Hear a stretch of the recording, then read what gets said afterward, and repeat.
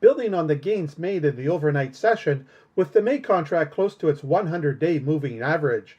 That May canola contract adds $6.40 at $640 per ton, and the July contract gained $6.30 at $648.70 per ton. Upticks in European rapeseed and the Chicago soy complex are lending support to canola, but pressure is coming from declines in Malaysian palm oil. Global crude oil prices are mixed, providing little direction to the oilseeds. The prairie weather continues to be a story of contrasts, as the western half is much cooler, with precipitation for southern parts of Alberta and Saskatchewan. Meanwhile, the eastern half will be dry and much warmer. The Canadian Grain Commission reports producer deliveries of canola for the week ending March 31st dropped from the previous week to about 416,000 tons. Canola exports tumble to less than 41,000 tons, but domestic usage bumps up to around 194,000 tons. The Canadian dollar is down hard Friday morning due to strong gains in the United States dollar. The loonie falls to 73.39 US cents compared to Thursday's close of 74.05. Rain is in the forecast today for parts of the U.S. Eastern Corn Belt. Monthly census data places U.S. corn exports for February at 5.92 million tons, jumping 64% from a year ago. U.S. soybean and wheat exports are relatively steady at 5.26 million tons and 1.85 million tons respectively. Brazil reports its March soybean exports are down 4% from a year ago at 12.63 million tons. Rounding off prices at the Chicago Board of Trade, soybean futures turned higher on Friday morning. The May contract gained 6 cents at $11.86 per bushel. May soy oil inches up by almost 1/10 cent at 48.24 cents per pound. May soy meal adds $1.70 at $335.20 per short ton. Chicago corn is slightly higher, with the May contract nudging up 1.5 cents at $4.37 per bushel. Chicago oats are slightly lower, as the May contract slips 2 cents at $3.34. The U.S. wheat complex is stronger, with Chicago May advancing 16 cents at $5.72. Kansas City May jumps 12 cents at $5.90, and Minneapolis May climbs 8 cents at $6.54. That's a look at the ICE futures and Chicago markets for Friday morning, April 5th. For MarketsFarm.com in Winnipeg, I'm Glenn Halleck. Spring into action with Butler Farm Equipment and check out their wide range of farming machines and tools designed for efficiency and durability. From top-notch Toro and gravelly zero-turn mowers to versatile implements for compact tractors, ATV, UTV sprayers and spreaders, they have those as well. For the green thumb enthusiasts, try their Mackenzie and West Coast seeds for a bountiful harvest. Butler Farm Equipment also has generators, walk-behind trimmers, and chainsaws. Head to Butler Farm Equipment today. Equip yourself for a fruitful spring. The opinions expressed on this show do not represent those of the station. If you've missed any of the shows, you can follow the podcast at energeticcity.ca. Welcome to This Week in the Peace, a show dedicated to the people, events, and news of BC's Peace region. Here's your hosts, Dub Craig and Jordan Prentice. Welcome to another edition of the show, our revamped weekly talk show all about current events in Fort St. John and beyond. I'm Dub Craig. And I'm Jordan Prentice. Later on, I'll be joined by Fort St. John Huskies head coach and Todd Alexander and captain Kurtis Lee. We'll reflect on the 2023-2024 season and find out what's in store for next year. But first, the conversation about amongst Fort St. Johners about replacing the North Peace Leisure Pool never really dies down. And the North Peace Leisure Facility Replacement Steering Committee, say that 3 times fast, is moving closer to a project proposal with the next round of public engagement and workshops. To update us on the process and how you can and should get involved, we're joined now by steering committee members Brad Sperling and Trevor Bolin. Brad, Trevor, welcome to This Week in the Peace. Thank you. Thanks for having us. So let's talk a bit about where we are in this process. I mean, we all know and want a new pool/facility. Where are we kind of at this moment, if you could kind of give us a brief? Well, this has been going on for a while, but as everybody knows, costs have been climbing. Yeah. Nonstop. But we went out to start with what does the area want? What would they like to see? Just not only a pool, but recreation to go into the future. But as we came and started putting these costs together and what the public wants, we came up with the 3 options, and we're coming out in another public to give the public their chance to give us some more input on the options, yes, no, whatever, so that the committee can take that away once this is all put together and come up with a final decision to present to the regional district board. Well, and I think that's the biggest thing, Dub, is this is the final chance to have your say. So as Brad mentioned, I mean, we've been dealing with this since 2018. Of course, we've seen monstrous escalating costs. I mean, you don't need to go farther than a grocery store to realize that, let alone building a $280 million facility. But you know what? We've heard from the public that they wanted to be engaged at every step. So this is the last chance. So we talked earlier, we're going to go over some of the events that are being held throughout the region, because of course this is not a Fort St. John pool. This is a regional district project. And we want to make sure that out of those 3 options, you get to have your say, and we're going to build what this area deserves and needs for the next 50 years. Okay. Well, can we in brief talk about kind of the 3 options that we've come up with that you've kind of outlined, and if we can also briefly kind of what the costs are looking like for each? Yeah, absolutely. I mean, there's 3 options: option 1, option 2, option 3. Option 1 was one of the first that we had heard, which was a simplified facility with a 25-meter pool, no extra recreation activities. Option 3, which was always the multi-use option. So, I mean, that was the one that we'd come out of the last rounds of local feedback with, which has the field house, right? So you've got the ability for 3 soccer pitches, you've got the pools, the hot tubs, the water slides, the gymnasiums, everything inside of that. And then the newest one was option 2, which was actually presented to us from a local group, local swim club, which was a 50-meter option.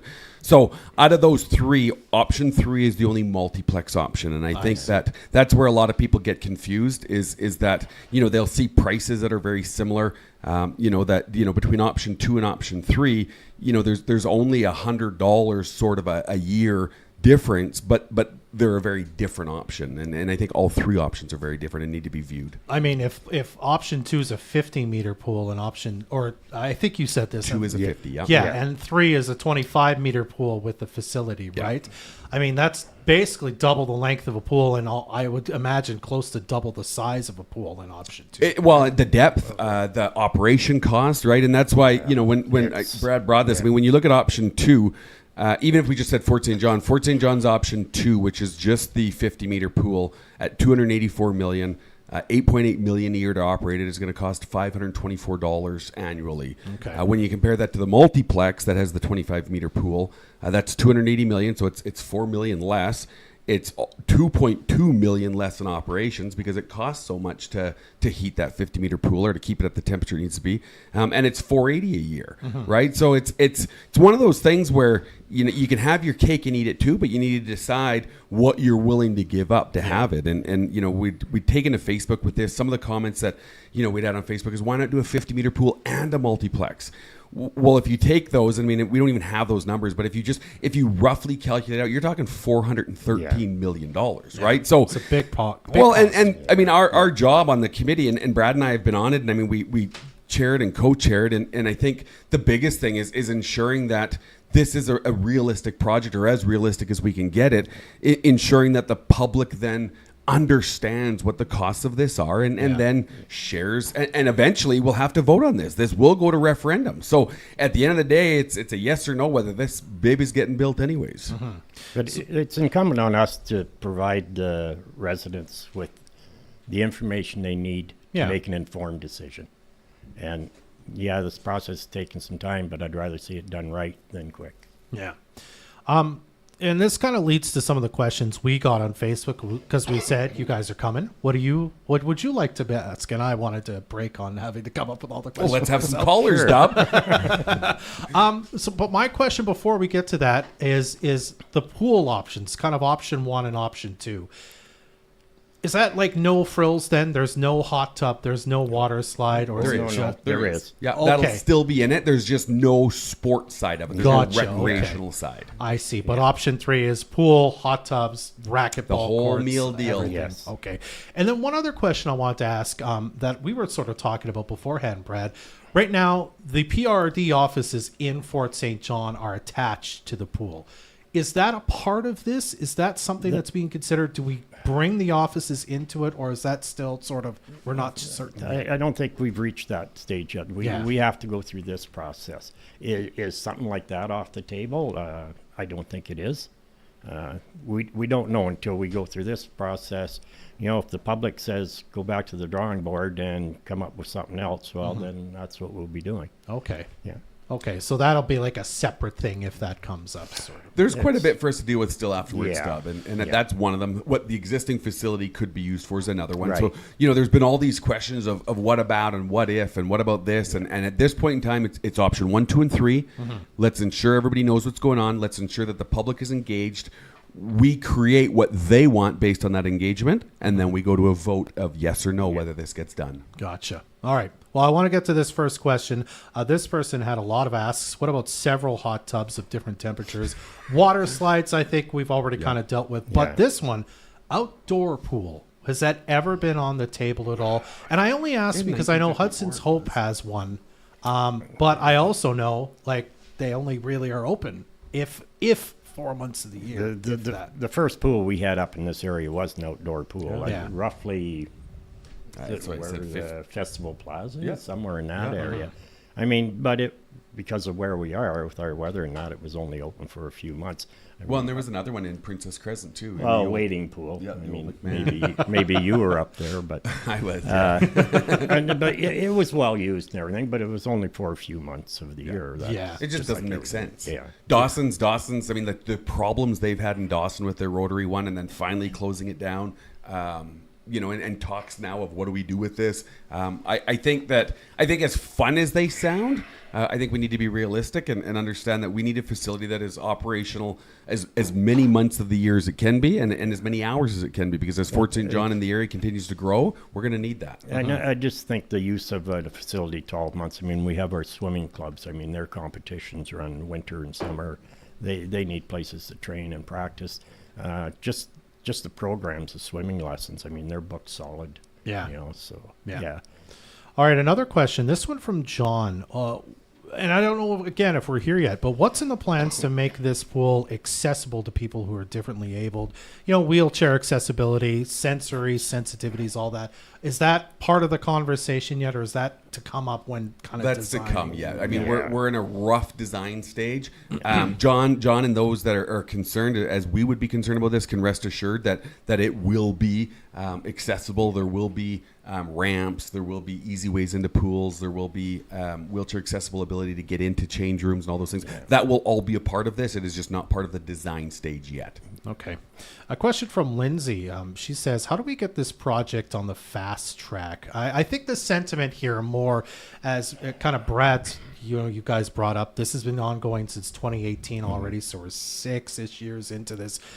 Once this process happens, kind of where are we in a timeline to maybe even getting to a point where something is open, depending on what we honestly choose. this is now the fast track. Yeah. I mean, Yeah. I hate to say that. No, it's We wish government doesn't move fast, unfortunately. And when you involve 38,250 people, it still moves even slower. So you know what? You want this to go fast? Attend the sessions, attend the referendum, and get voted, and ensure that you're voting in favor of the future, and that will pick this process up exponentially.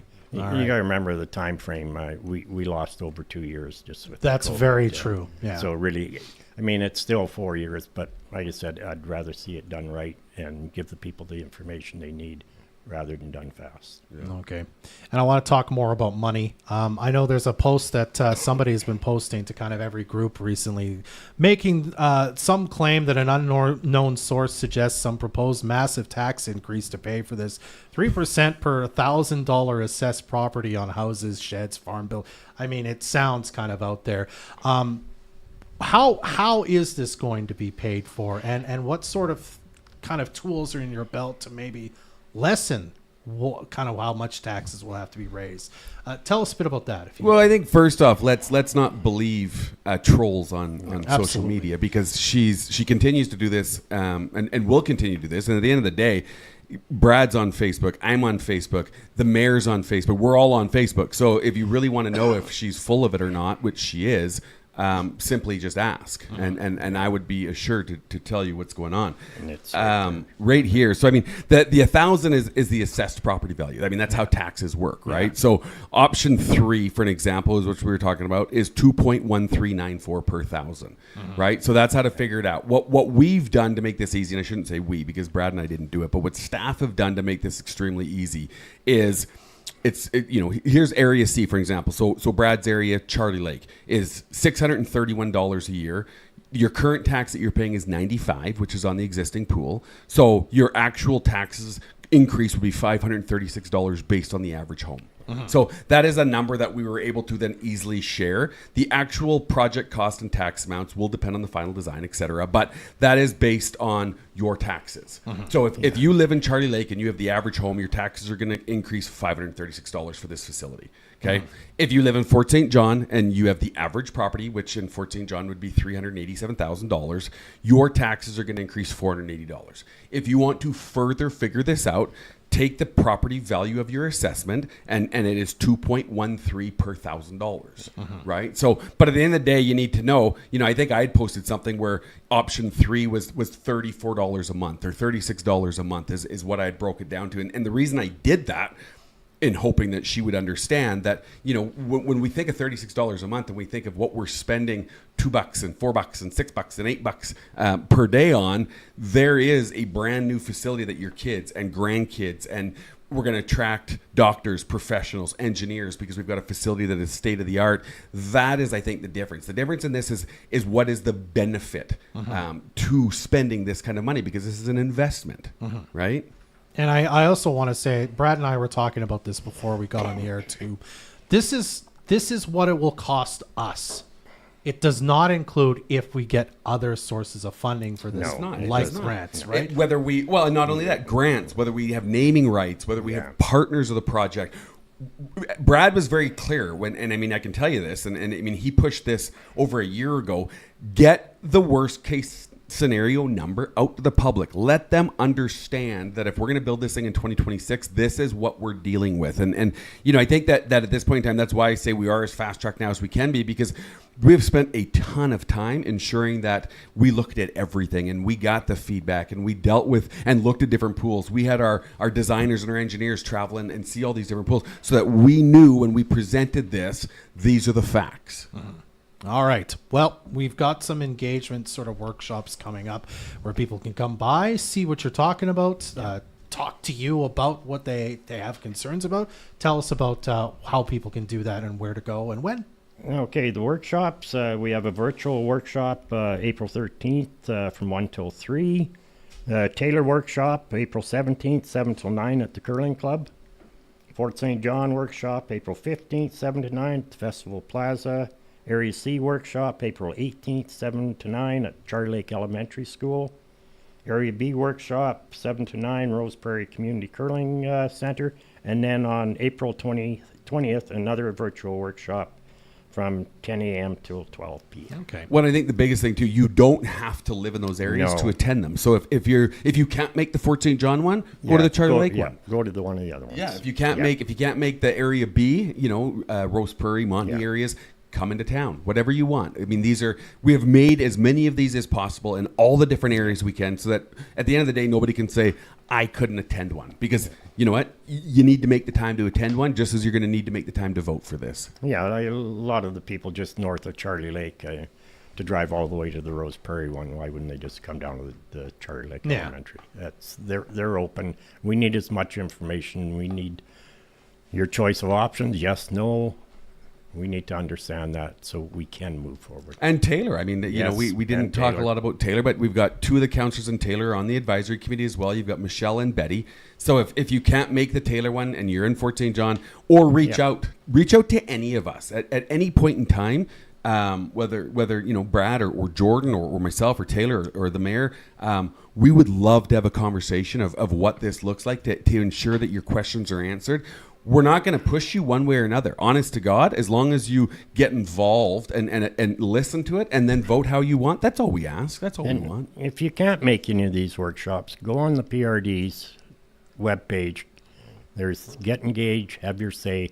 Go on that if you can't make any of these. We need to hear from those people. Okay, and you can find that website, prrd.bc.ca, for, as Brad said, get engaged there. Find out more about these engagement workshops there as well. It's also been posted widely on all the social medias of all local governments. So we got to wrap it up, but quick, anything else either of you want to say before we let you go? No, I think, number one, thanks for having us on the show. Yep. Number two, those listening, please help us spread the word. Yep. If you see something posted from a credible source, not like the person you were mentioning, Dub, then you know what, you're going to want to engage, ask your questions, share that information with friends, and make sure everybody gets out. Get out and have your say. Yeah. All right. Well, thank you very much, both of you, for coming in, Trevor Bolin and Brad Sperling. I appreciate it. Thank you. That's, again, Trevor Bolin and Brad Sperling with the North Peace Leisure Facility Replacement Steering Committee. We'll be right back. Jordan is going to be sitting down with Fort St. John Huskies head coach Todd Alexander and Captain Kurtis Lee right after this on This Week in the Peace. All rise. Sheriffs in BC provide protection and enforcement services to the justice system. This is more than a job. It's a calling to uphold justice, maintain order, and ensure the integrity of our legal system. Are you ready for a law enforcement career with work-life balance? Are you ready to answer the call? Then join the ranks of the BC Sheriff Service. Visit gov.bc.ca/Deputy Sheriff Careers to apply now. Do you have some good news you'd like to share with the community? We here at Moose FM want to share your positivity every weekday. Whether you're fundraising for the SPCA or saw someone doing a good deed in the community, we want to hear from you. Email us at reception@moosefm.ca and we'll share your good news right after the 7:30 a.m. news and on our Facebook pages. Good News is brought to you by Frontier Law. Y'all ready for a ride on the wild side? Chances Casino in Fort St. John is throwing the bash of the year with an interactive murder mystery dinner party this April 13th. Jump headfirst into a rip-roaring, heart-thumping hillbilly wedding filled with suspense, laughter, and a mysterious murder. So rustle up your courage and grab your tickets faster than a hot biscuit at a Sunday breakfast by visiting chancesfsj.com. It's the interactive murder mystery dinner party, April 13th at Chances Casino, Fort St. John. Yeehaw! Imagine dropping your phone. Oh my God!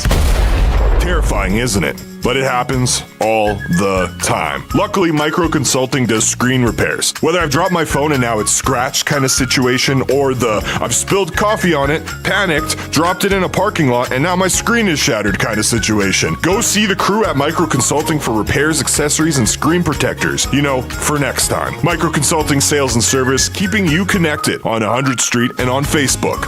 A Great Canadian Oil Change is back in Fort St. John with a brand new state-of-the-art facility. They offer oil changes in 15 minutes, tire rotations, and all regular maintenance needed for your vehicle, all of which can be done without having to leave your car and with no appointment.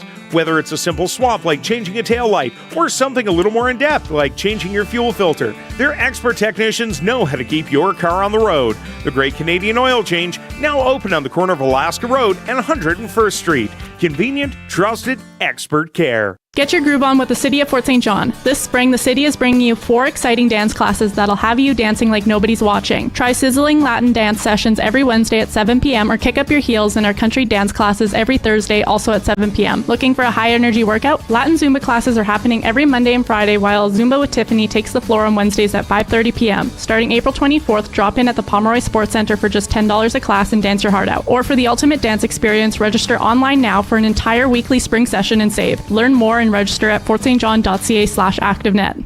You just know you'd be a great business owner. but you don't have a startup idea? Well, maybe you don't need one. Over the next decade, 76% of Canadian business owners plan to exit their business, and Futurepreneur would love to help aspiring entrepreneurs like you take over and succeed. Join Futurepreneur for their workshop on April 17th and 18th from 4 to 7 p.m. each day at the Ramada. To learn more about buying a business, do a little networking, and maybe meet potential sellers, register today at ownerswanted.ca. Your business awaits. Do you have some good news you'd like to share with the community? We here at Moose FM want to share your positivity every weekday. Whether you're fundraising for the SPCA or saw someone doing a good deed in the community, we want to hear from you. Email us at reception@moosefm.ca and we'll share your good news right after the 7:30 a.m. news and on our Facebook pages. Good News is brought to you by Frontier Law. It's the biggest country event of the summer, and we want to send you. Micro Consulting and 100.1 Moose FM are giving you the chance to see Cody Johnson, Keith Urban, and Lainey Wilson at 2024's Big Valley Jamboree. Visit moosefm.ca/BVJ or download the 100.1 Moose FM app and fill out the contest ballot. Then listen in to 100.1 Moose FM for your name to be called. If it is, you'll have only 100 seconds to call in and claim your spot as a weekly finalist. Every Friday from March 11th to April 5th, we'll give away a pair of full weekend passes and a camping spot valued at over $1,200. For more details and to enter the Micro Consulting Big Valley giveaway, visit moosefm.ca/BVJ or download our app today.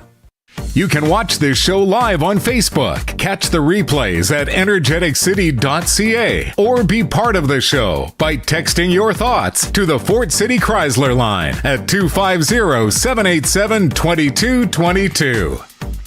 Welcome back to This Week in the Piece. I'm Jordan Prentice. The Fort St. John Huskies 2023-2024 season came to an end in Game 5 of the NWJHL playoffs late last month, dashing the Huskies' hope of a 5th consecutive win. To talk about the 2023-2024 season and what's in store for the next one, I am now joined by Huskies head coach Todd Alexander and captain Kurtis Lee. Thank you so much, both of you guys, for joining me today. Absolutely. So first off, Kurtis, congratulations on your first year as captain with the Huskies. So I'd like to know what some highlights and challenges were for you this season. I think some highlights for sure was just getting that honor of being able to be captain. I know Caden Fournette did such a great job to lead us, and to learn everything I did from him was super special. But I mean, just being with a new group and being able to learn about those guys and look forward to the season was something that was super exciting. And I mean, challenges for me, I had an injury early on in the season that put me out, so a big challenge was to focus on getting over that and overcoming that adversity that I didn't expect would come. So that was a big challenge, and eventually I did come back and got to be with the guys again. So were you still like at every game, every practice? Yeah, I think early in the season, I remember I had to get Tanner McCracken to tie my skates because I couldn't actually tie my skates. So, oh my gosh! So and it was a collarbone. Yeah, it was a collarbone. So I tried to be there for everything I could be, and then it made coming back that much easier. Good. I'm happy you're recovered now. Thank you. So Todd, I mean, I know we've talked about this a couple times now, but now that we're on the radio, what are your thoughts on the season as a whole? Yeah, I mean, like Kurtis said, it was challenging for us because we did lose our leader right out the gate. I think he was available for the first 6 games, and Game 6, we lost him for 15 weeks. But like he said, I mean, he did an amazing job. It's not like we asked him to show up to the rink. It was a collarbone. It's not a whole bunch that he can do, especially early in the injury. Movement, like he mentioned, having somebody tie his skates and stuff like that is difficult for him. But he showed up in his sling, came out on the ice. He did what he could without trying to prevent the injury from going a little bit longer, and also the pain tolerance that he would go through earlier. And that obviously just kind of shows you a small snapshot of the type of individual that he is. not a lot of guys would put themselves through that. They probably would have disappeared like most guys do on our club when they have significant injuries like that, and then they kind of come back when they're starting to feel a little bit better. But he didn't miss anything. I mean, even if he checked into practice and was there for the start of it, he'd go into the dressing room, make sure he was socializing with the boys, going what they're going through. He was always in touch with them that way, and then he'd come out on the bench for a little bit, and then he would maybe take off after that, so he didn't have to sit there and watch an hour and a half of practice and listen to me yelling at the guys and whatnot. So that right there, we knew we had the right guy, and it's it's obviously a program where we lean on everybody to lead. It's not just on one guy, but that one guy is very important, and the fact that he was able to step up and do that for us and be so connected to our group and continue to help and push from that point of view was very important for us. So I mean that part, you come to the rink, it really makes your heart smile when you see a guy doing whatever he can for the club and care that much. And really push the culture forward for the next group, so that they understand that this isn't a place where you just come play hockey. It's actually a program where guys care. They want to be there. They want to play. And I think for the most part, the season was a lot of adversity that way. We spent a lot of time with a lot of injured man hours and whatnot, but we never made excuses. We showed up each and every night, and we did the best we can with the group that we had available to us. And we still did end up finishing first in the season, so that was a big testament to the boys in the room of being able to step up and also, following suit to what their leader was doing. And speaking of stepping up, Kurtis, Todd mentioned to me in a previous interview, some players, especially I think in playoffs, he said we're kind of failing to step into their role and we're being a little soft. So as a captain, I'm just wondering, how do you manage players on the ice who essentially aren't doing their job? You just have to be vocal with them, or you just got to try and lead. I know it's hard to get everyone on the same page. You have a group of 25 guys all trying to do the same thing, so when that disconnect happens, you have to communicate that, or try and honestly just communicate is a huge thing for us, and try and just stay together, because obviously we all wanted the same goal. We all wanted to win, but winning is easier said than done, right? It takes a lot in practice, a lot of hours in the gym. It takes more than just showing up. So it's something difficult that you can just show up and expect everyone. It comes from you. You have to really want it, and I think one of the biggest things is if we wanted it enough this year. Yeah. And I've also been told that this season the Huskies had to tap into the affiliate player program quite a bit. So how does that work as far as establishing on-ice chemistry goes? I mean, in the finals just now, I think you had 2 players from the Prince George Cougars come up for games 3 or 4 and 5, I think. And I mean, if they hadn't played with you guys before, how does that look on the ice? We appreciate whenever guys from the Trackers or the Caribou Cougars come up, and for those guys, communication is key. I know before when we were down in Lacrete, I was just talking with Mason Lowen before the games, and he was picking my brain about things that would best help our line, our team, and so communication again is huge, and just letting guys know, being on the same page. I know Todd and the coaching staff does a good job of letting the guys know our systems and trying to get them acclimated as fast as possible. And as far as chemistry, you kind of just got to go out there and figure it out a little bit. Yeah. So this question is for both of you. If you were to look at this season as a learning experience, what would you take away from it heading into next season, and what would you do differently? You want me to go first? All right. Yeah, I mean, obviously you do have to learn from things, and especially when you fail at things. I think that what we could take away this year is potentially maybe communicating a little bit more with some of our players. I think we had quite a few guys that had identity crisis. They weren't sure what type of player they were, and maybe we could have done a better job of explaining that to them. But also sometimes that's on the player too, to buy into what they're expected, and when they are communicated to, they need to step up and play a specific role. And not worry about the things that they're not being given, other than worrying about the things that they are being given and doing a good job with that. Because I know that a lot of the guys that had success didn't realize that they were having success because of the things and the tasks that we were giving them. But rather, a lot of them were putting their attention on the things that they weren't being given. And then eventually that goes away, and then you lose a little bit of confidence in yourself, and then you lose your game a little bit. And then, like I mentioned before too, I think that next year out the gate, the club definitely needs to be a little bit more physical, and that's got to be a priority for us, because I think as the games got tougher and the opponents got a little bigger, a little heavier, Lacrete's a big hockey club, they're a physical hockey club. We definitely had some guys that struggled in those games because they weren't used to the contact, and they weren't giving out any of the contact themselves as well. They were doing a lot more receiving. So I think next year we need to make an adjustment there and be a little bit more physical as a group. And when it comes to physicality, like, how physical can you be in junior B hockey? I don't think you're allowed to fight, right? Yeah, I mean, we're not really talking about fighting. I mean, fighting is one thing for sure. I mean, that's more of a step up in a certain moment, time and place thing, depending on what's going on in the situation, if somebody's taking a liberty on one of your guys. But fighting's sort of gone to the wayside. I mean, it's a lot different game. Like when I played, we had a 2-fight rule. Now you have 3 fights in one season, and then you could be getting suspended more, and you miss a lot of stuff. They wear cages now full time, so a lot of the rules have changed, so you just got to change with the rules, and you can't just continue to drag the past along with you. You got to change with the times as well yourself. But just finishing your check, blocking more shots, being harder on the walls, getting in on the forecheck more. Specifically, like for us, our F2 was not hard enough in our games.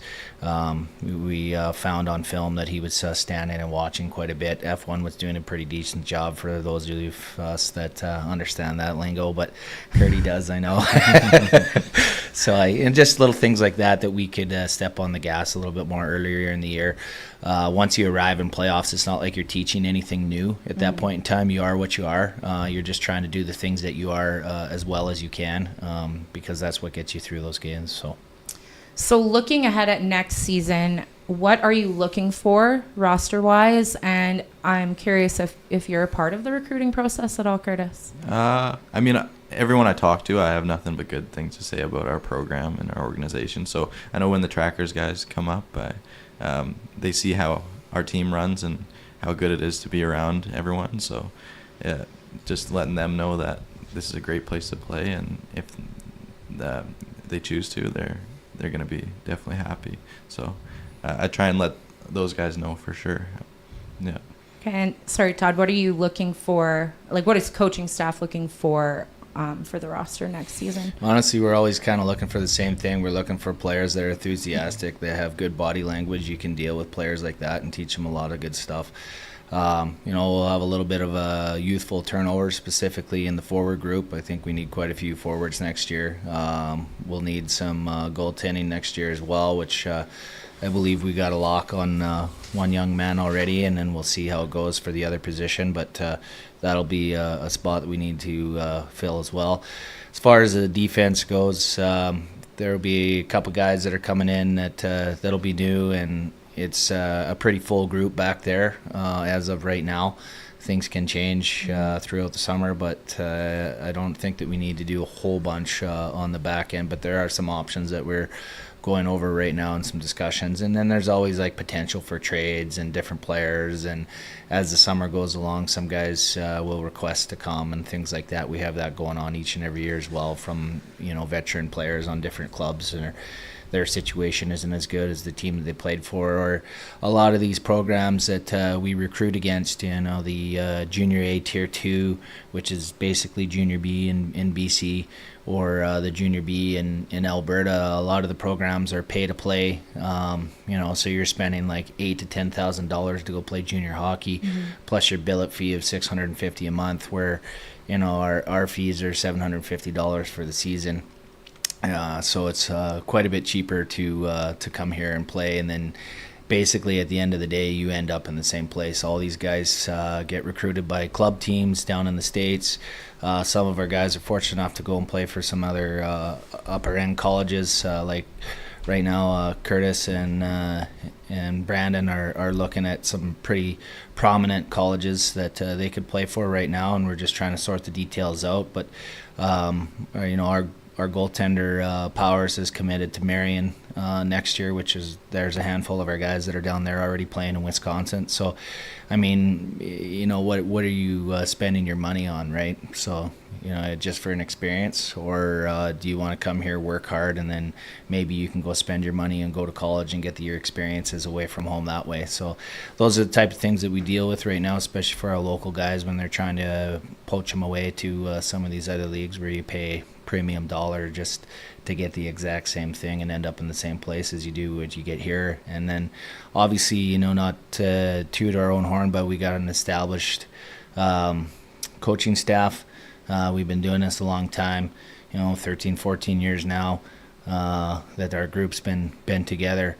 The success is a track record that's there. It's not just us saying that we're going to have it. We know how to get it. We know what we want. We know what we're looking for, and we know how to put the game plan together. And then it's up to the players at the end of the day to execute it. So, I think that there's a lot of beneficiaries of playing here for sure as a young man. And I think probably the most important that Kurtis will probably touch on here too is your life skills. It's not all about hockey. Hockey does end one day for us, including myself. It ended one day too, and I'm fortunate enough to be able to have a place here to coach and lead young men. But I think the most important message is to be a good human, to come out of this program, be a good person, be a good teammate, learn to work within the community and work within the structure of our program to allow yourself to understand how it takes to work at a job like you guys here. I'm sure if you didn't get along and didn't have good culture and didn't treat each other a certain way, then you probably wouldn't want to work here, right? So those are lessons that we really push within our program, and I think that at the end of the day, it's way more important than the hockey.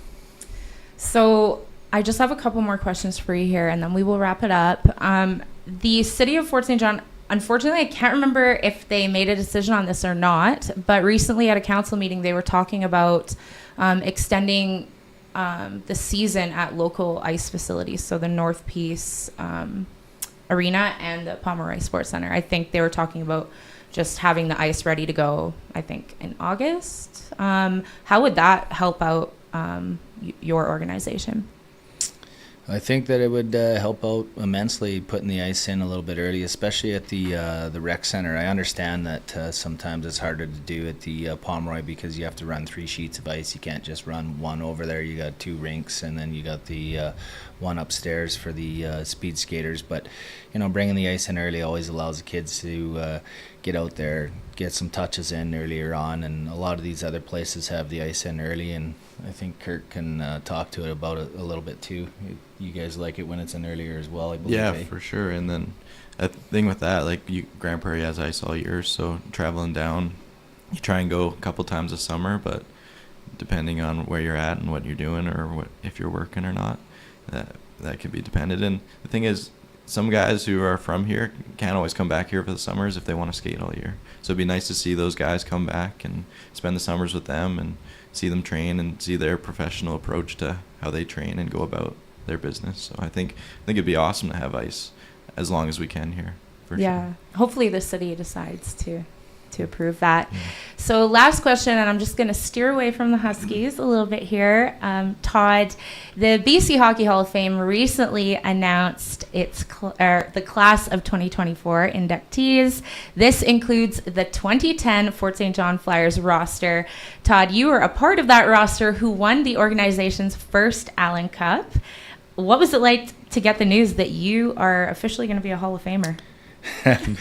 Yeah, I guess I'm aging myself here, but we all we all travel along year by year. So, I mean, it's obviously a great honor to go through the process like that and to be a part of something like that. It's a pretty neat experience. Really looking forward to it. Also, we haven't seen our teammates since we won that. Little bit of COVID got in there, and we didn't have a team reunion and stuff like that. So it's been a long time since we've caught up with a lot of those guys, and I think the majority of them are going to be down there. So I'm just excited to see everybody in one place at one time and catch up and, you know, relive those moments, retell the stories, have the chuckles and things like that that went on throughout the season that it took to be a national champion like that. And I think that, you know, for myself and my cousin Dave, he was our captain, you know, it's pretty special because our family has been in the game for a long time. My grandfather played, all my uncles played, he played, a couple of my other cousins played, and, you know, now my boys and his boys are playing hockey as well. So, I mean, 4 generations of hockey in Fort St. John is pretty cool. It's a long time and something to be proud of. And so, you know, like little things like this once in a while are definitely neat to step back and feel real good about the things and the time that you put into the game, that you get rewarded for it like this. So definitely looking forward to it. Congratulations on that. And I look forward to seeing what the 2024-2025 season has in store for the Huskies. Thank you both so much for joining me today. Thank you. Thank you. Thank you. This was Todd Alexander and Kurtis Lee of the Fort St. John Huskies. We'll be right back to wrap things up on This Week in the Piece. The Travel and RV Annual Spring Show and Sale is on April 4th to 7th. 24s are here, and all we can say is wow! With names like Jayco, Brinkley, Open Range, Rockwood, and so many more. We'll have factory reps here to answer questions. With over 1,300 units, we have an RV for every budget, with upfront pricing every time. Travel and RV has the Peace Country's largest service department and outfitter store. We keep you camping. That's our promise to you. Come down and spin to win up to $1,500 off your purchase. Only at Travel and RV. Simply unbeatable. Whether you like to hit the ice together, watch movies, or make homemade pizzas, you and your family deserve a family fun night. Every month, you and your family can win a family fun night gift pack valued at $200 from the Fort St. John Home Hardware. All you have to do is head over to moosefm.ca and tell us why you and your family deserve to win. Family Fun Night is presented by the Fort St. John Home Hardware and 100.1 Moose FM. If you've been on a fun couples adventure, spent time having a romantic dinner, or just spent time together through a staycation, you could be the Pomeroy Hotel and Conference Center's cutest couple. Upload your photo to moosefm.ca/cutest couple, and you could win our monthly prize valued at over $600, including a one-night jacuzzi suite for 2 at the Pomeroy Hotel in Fort St. John. Upload your photo now through our app or on moosefm.ca/cutest couple. The Cutest Couple Contest on Moose FM is presented by the Pomeroy Hotel and Conference Center, home to Just Jack's Restaurant and Chance's Gaming Center, and is supported by Veronica's Closet, Carter's Jewelers, Brad's Furniture, and Freedom Cleaning and Organizing. If you're looking for a peaceful place to escape, stop into Peaceful Pages. They're pleased to offer a quiet space for you to sit and read, catch up on some work, gather with a couple of friends, or even have Bible studies. Peaceful Pages Christian Bookstore on 101 Avenue in Fort St. John. Moose Country weather. Today you can expect a high of 5 degrees. Chance of flurries throughout the day. Later tonight, -7. Tomorrow, sun's going to come out again with a high of 11 degrees, mainly sunny skies. And on Sunday, a high of 7 and sunny. You're listening to the all-new This Week in the Piece with hosts Dub Craig and Jordan Prentice. Be a part of the show by texting your thoughts to the Fort City Chrysler line at 250-787-2222. Thank you to our guests Brad Sperling, Trevor Bolin, Todd Alexander, and Kurtis Lee for joining us today on This Week in the Piece. That's our show for today. I'm Jordan Prentice. I'm Dub Craig. Be well. Join us again next Friday morning at 10 for another edition of This Week in the Piece, your weekly talk show dedicated to the people, events, and news of BC's Peace Region. Or you can listen to this podcast again at energeticcity.ca.